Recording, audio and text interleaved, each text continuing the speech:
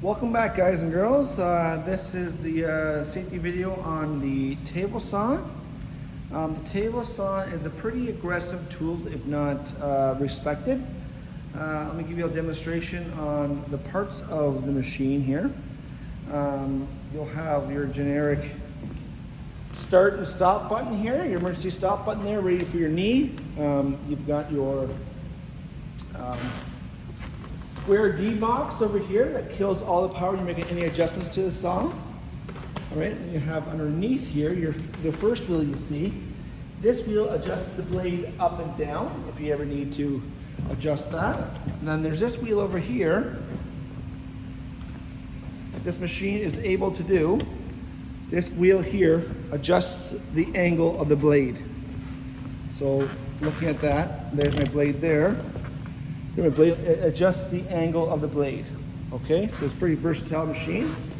12-inch blade, just like our saws here. It has an 80-inch TPI, so it's got 80 teeth per inch. Or sorry, for the surrounding of the saw blade there. So it's a 12-inch saw blade with 80 teeth, opposed to our chop saw might have 60 teeth. So this one here gives a nice fine cut. All right, and it's going to give a little demonstration on what you see here, the names of it.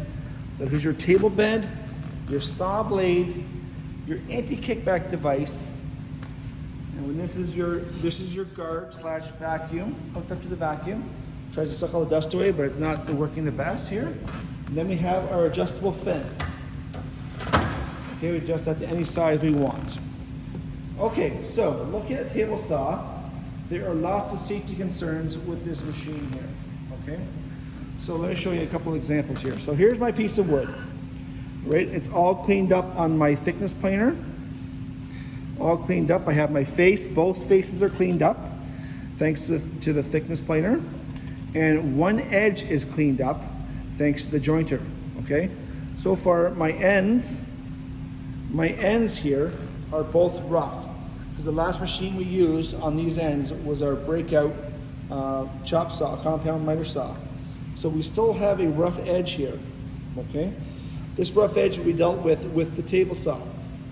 And after this procedure is done, these two edges here, these two edges are going to be parallel with each other if done correctly. Okay? A couple of rules to deal with here now. When we're first setting up the table saw here, if you look here, zoom in on the actual blade. Okay, adjusting the height of the blade now. So here's my thickness of the wood, it comes down. Let me just move my fence out of the way here. What I want to do, on the safety notes provided there, it wants to tell me it's going to be, the blade should be higher than no more than a quarter inch higher than the material.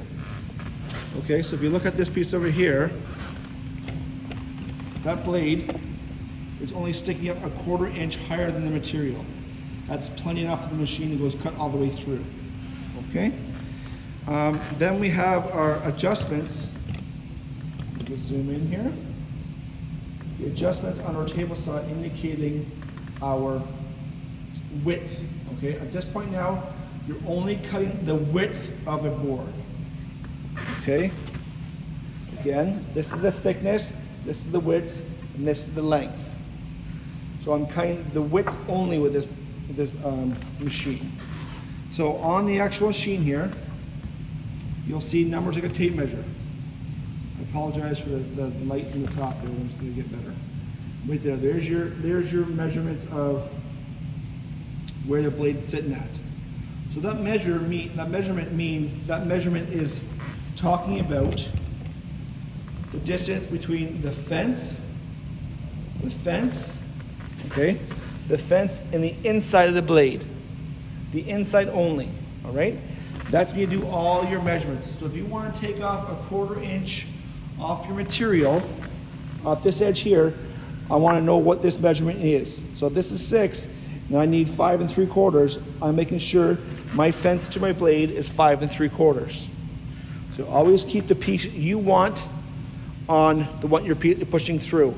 I never want to do this. Okay, I never want to do this. I want to cut a 1/4 inch. I said a 1/4 inch there. I never want to do that. Never ever. That's doing nothing to keep the sides parallel. Okay. We'll open again here. Okay, so I'm going to measure 5 3/4. I will get a tape measure before I turn the machine on.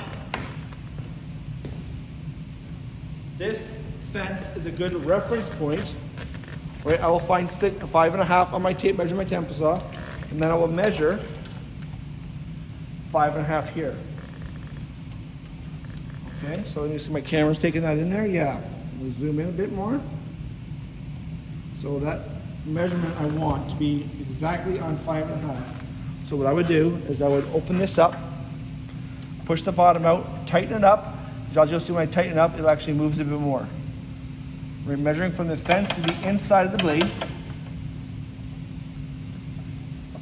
A little finicky. Okay, so I'm exactly 5.5 inches there.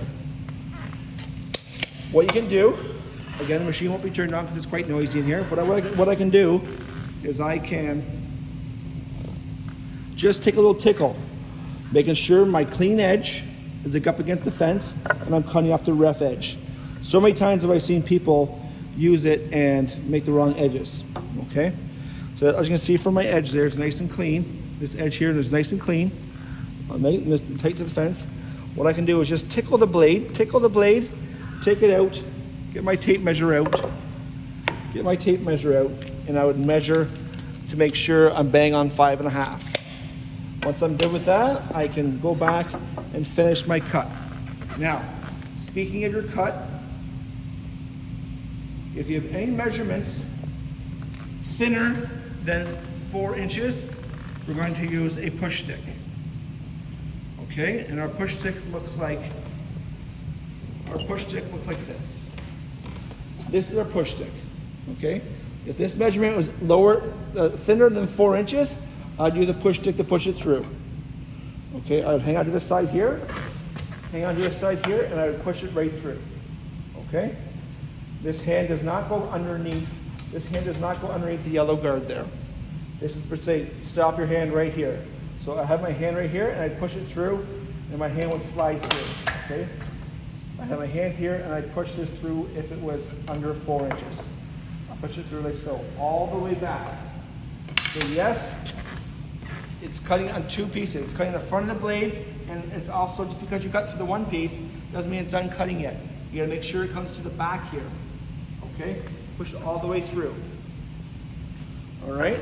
When your pieces are over 4 inches, like this piece right now is, I am able to push it through with my hand. I have more control with my hand than I do with a push stick. All right? And then push it all the way through. All the way through, like so. Okay? It's nice to have a partner on the other side to grab your pieces if you're cutting more than 1 piece.